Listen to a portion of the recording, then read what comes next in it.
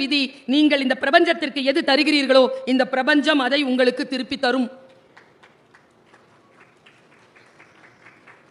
ரொம்ப சிம்பிளா சொல்லணும்னா, ரொம்ப சிம்பிள்.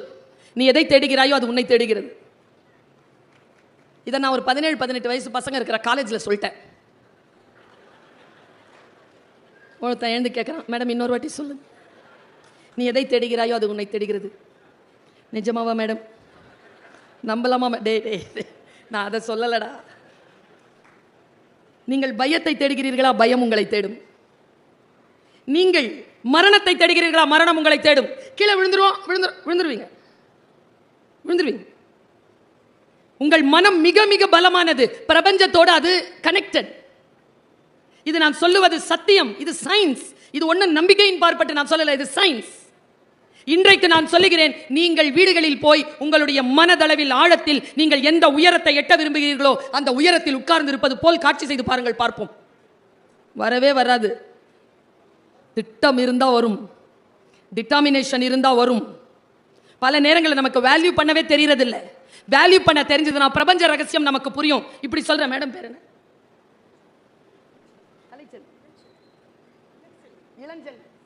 இளஞ்செல்வி மேடம், நம்முடைய பாஸ். நான் கடலூர் வந்துட்டு இருந்தேன், பர்ஸை தொலைச்சிட்டேன். நான் இளஞ்செல்வி மேடம் கிட்ட வந்து சொல்றேன், மேடம் பர்ஸை காணோம் மேடம். மேடம் என்ன கேட்பாங்க? எங்க தொலைச்சிங்க? பஸ்ல மேடம். எந்த பஸ்ல? கிளாம் பக்கத்துல இருந்து ஏறின மேடம், தொலைச்சிட்டேன் மேடம். அடுத்து என்ன கேட்பாங்க? தேடினீங்களா? தேடின மேடம். கிடைக்கல. ஓன அழுறேன். இவ்வளோ பெரிய பேராசிரியர் அழறதை பார்த்து ஒரே கேள்வி கேட்டாங்க, உள்ள என்னதான் இருந்துச்சு மேடம்? நான் சொல்றேன் 30 ரூபாய். இளஞ்செல்வி மேடம் என்ன சொல்வீங்க? என்ன சொல்வீங்க? போனா பர்ஸ் 3 லட்சம் ரூபா. புருஷனால என்ன கிடைக்கும்? புருஷன் 3 லட்சம் ரூபாய், அவன் கொண்டு வந்து கொடுக்கறதெல்லாம் 30 ரூபா. மனைவி என்ன கிடைக்கும்? அது 3 ரூபா தான், அவன் 30 லட்சம். வேல்யூ தெரியலனா பிரபஞ்சத்துக்கிட்ட எப்படி கனெக்டடா இருப்பீங்க? பிரபஞ்சத்தோடு கனெக்டடா நீங்க எது கொடுக்குறீங்களோ பிரபஞ்சம் உங்களுக்கு அதை திருப்பி தரும். உதாரணத்துக்கு சொல்லுகிறேன், தவறுகள் செய்யாமல் உங்களை நீங்களே காப்பாற்றிக் கொள்ளுங்கள், குற்றங்கள் இழைத்து விடாதீர்கள். 2 விஷயத்துல வெல்பீங்கா இருங்க. ஒன்னு மெடிக்கல், இன்னும் ஒன்று லீகல் அண்ட் மெடிக்கல். 2 விஷயத்திலேயே வெல்பீயிங்கா இருக்கிறவன் மனித வடிவில் தெய்வமாக வாழ்ந்து விட்டு போகிறான். சட்டத்தின் முன்னால் குற்றவாளிகளாக இருக்காதீர்கள். உடல் உயிரியலுக்கு எந்த குற்றத்தையும் ஏற்படுத்தி விடாதீர்கள். சுய மற்றும் சமூக ஒழுக்கம். தவறு செய்தால் என்ன நடக்கும் தெரியுமா? நான் பெண், என் மகனோ என் கணவனோ என் தாய் தந்தையோ என்னுடைய அண்ணனோ தம்பியோ தங்கையோ அக்காவோ யாரையும் தவறு செய்துவிட்டு என்னிடத்தில் வந்து மன்னிப்பு கேட்டால் நான் மன்னிப்பேன்.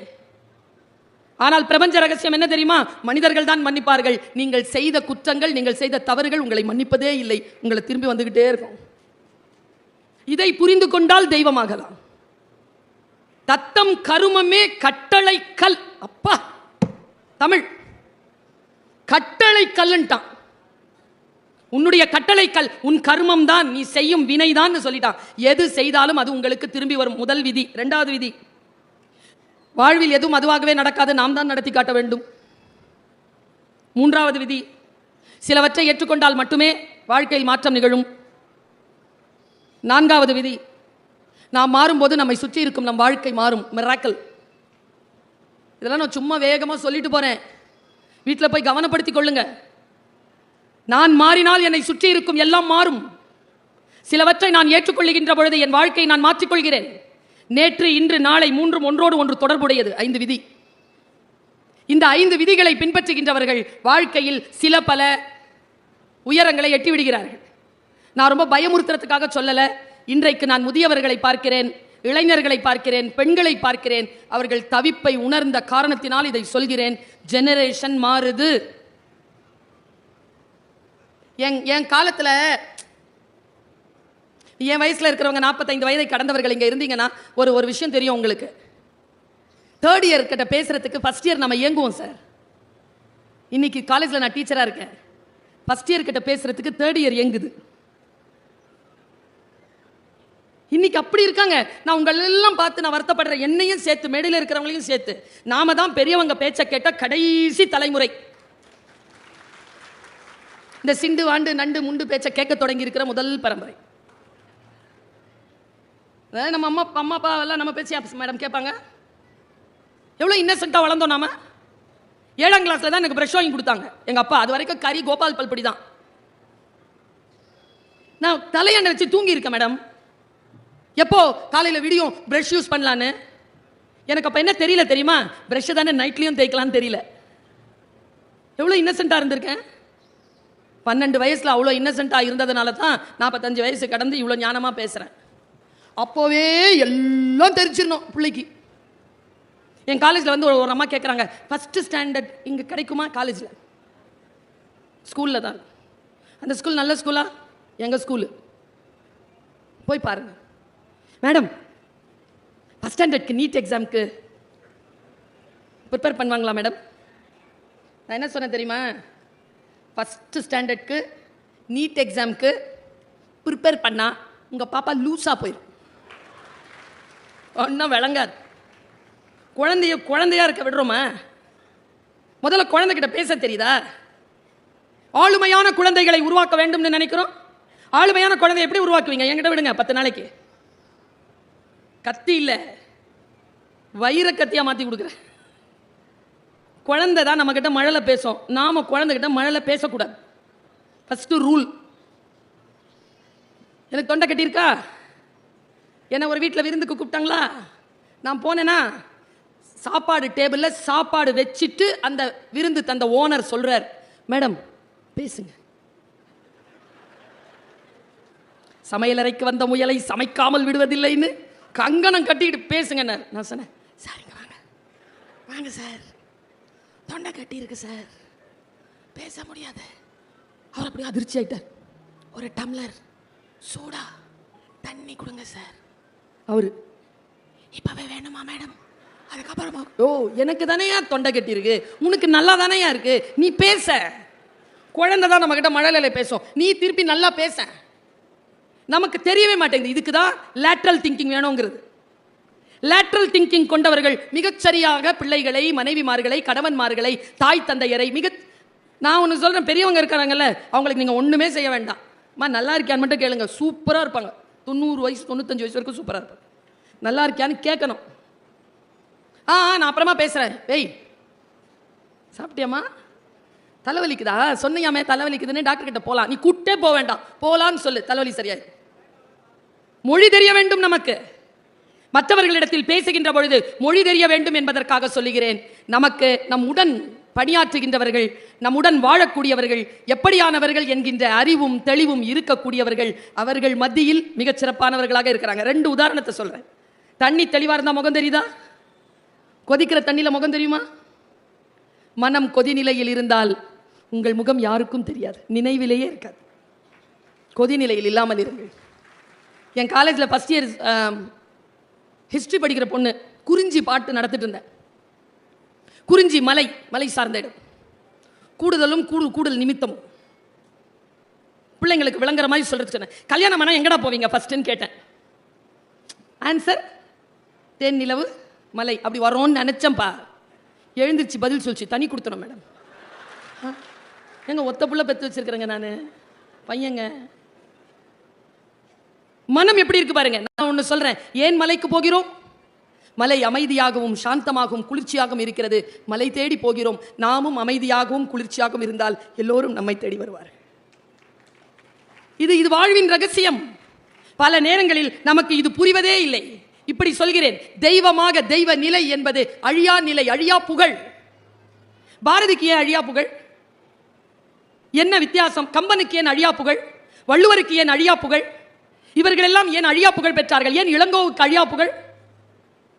பாரதி இந்த நாட்டை சொல்லுகின்ற பொழுது ஏன் எப்படி சொல்லிவிட்டு போனான்? கல்வி சிறந்த தமிழ்நாடு, புகழ் கம்பன் பிறந்த தமிழ்நாடு, சிலப்பதிகாரம் என்னும் ஓர் மணியாரம் படைத்த தமிழ்நாடு, வள்ளுவன் தன்னை உலகினுக்கே தந்து வான் புகழ் கொண்ட தமிழ்நாடு ஏன் இவர்களை சொன்னான்? கருத்தியல் தானேங்க பாரதியின் கருத்தியல். நீங்கெல்லாம் பாரதி எப்படி புரிஞ்சு வச்சிருக்கீங்கன்னு எனக்கு தெரியாது. நான் பாரதியை நினைச்சாலே என் மனசெல்லாம் அப்படி உருகிருதுங்க. இப்படி நினைப்பானா ஒருவன்? இப்படி இப்படியா நினைச்சிருக்கிற நீ? அவனுடைய ஒரே ஒரு பாட்டு போதுங்க நம்ம எல்லோரும் அவனை கொண்டாடுவதற்கு. உங்களில் யாரேனும் அந்த மனநிலையில் இருந்தால் உங்களையும் இந்த பிரபஞ்சம் கொண்டாடும். அவன் சொல்றான் ஒரு பாட்டுல, பேசா பொருளை பேச நான் துணிந்தேன். யாரும் பேசாத பொருளாம் அவன் பேச துணிறான். கேட்கா வரத்தை கேட்க நான் துணிந்தேன். என் ஜன்மத்திலேயே எனக்கு முன்னும் சரி எனக்கு பின்னும் சரி யாரும் கேட்க முடியாத வரத்தை இதோ சக்தி உன்னிடத்தில் கேட்கிறேன். யோக சித்தியில கேட்கிறான். பேசா பொருளை பேச நான் துணிந்தேன், கேட்கா வரத்தை கேட்க நான் துணிந்தேன். அப்படி என்ன கேட்டுட்ட நீ கடவுள் கிட்ட?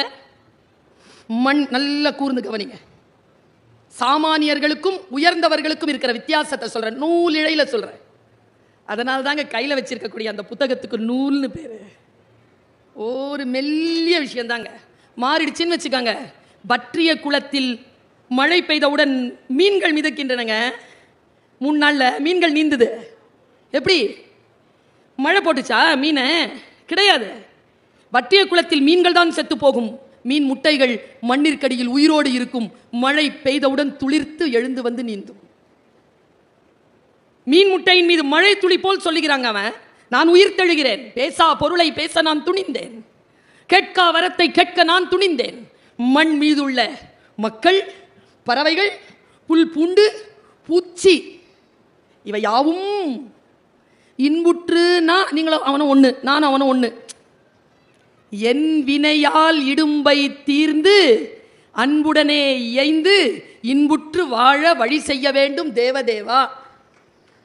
அவங்க எல்லாம் சந்தோஷமா இருக்கணும்னு சொல்லல, நான் ஏதாவது செய்யணும், அதுல அதுங்க சந்தோஷமா இருக்கணும். எங்கெங்க பிரிகிறாங்க இவங்க? நூல் இழையில் பிரிகிறார்கள். சிந்தனை நூல் இழையில் பிரிகிறது.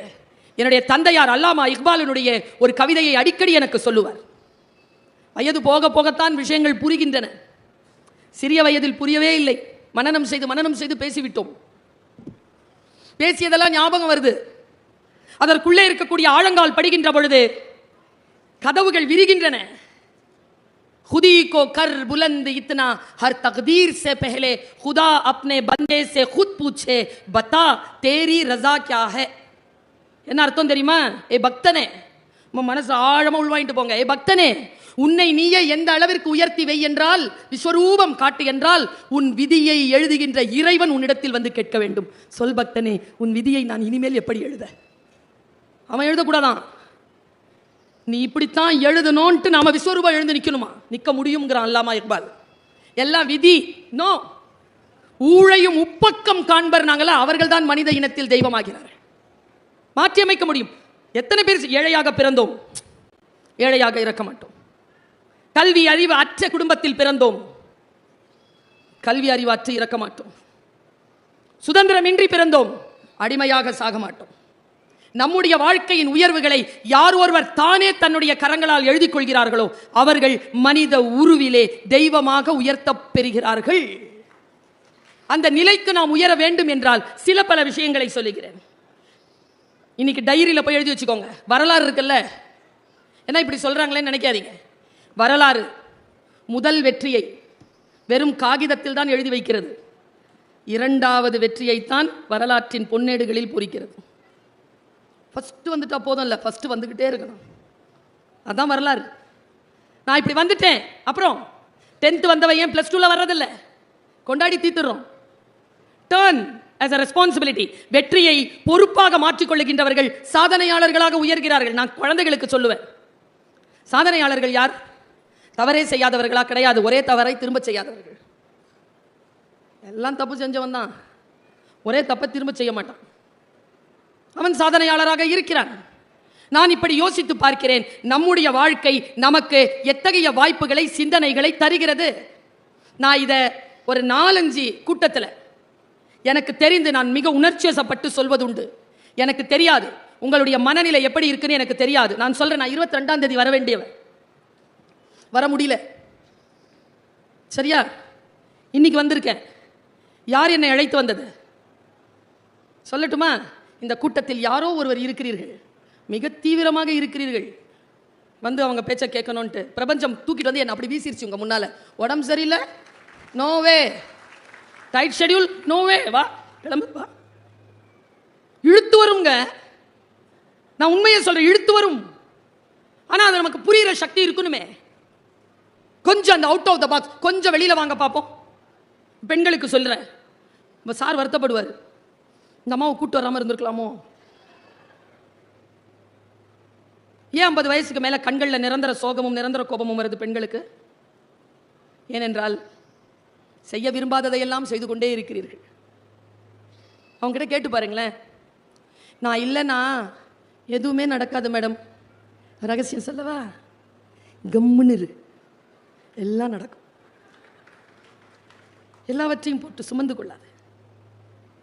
உங்களுடைய உடல் நலம், உங்கள் கணவனுக்கும் உங்கள் குழந்தைக்கும் நீங்கள் தருகின்ற ஆகப்பெரிய பரிசு பெண்களே உங்கள் ஆரோக்கியம்தான் என்பதனை எப்பொழுது நீங்கள் புரிந்து கொள்வீர்களோ அப்பொழுது உங்கள் குடும்பத்திற்கு you are become an asset. சொத்தாக மாறுகிறீர்கள். லயபிலிட்டியா இல்ல. லயபிலிட்டியா இல்லாம இருக்கணும்னா உங்களை நீங்கள் பார்த்துக் கொள்ள வேண்டும். உங்களை நீங்கள் பார்த்துக் கொள்வது குற்றம் இல்லை. முதல்ல இந்த நினைப்பிலிருந்து வெளியில வாங்க. என்னை நானே பார்த்துக் கொள்வது குற்றம் என்கின்ற நிலையிலிருந்து வெளியில வாங்க.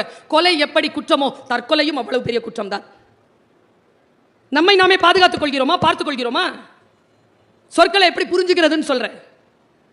நேரடியா புரிஞ்சுக்க முடியாது. நான் இப்படி சொல்லவா?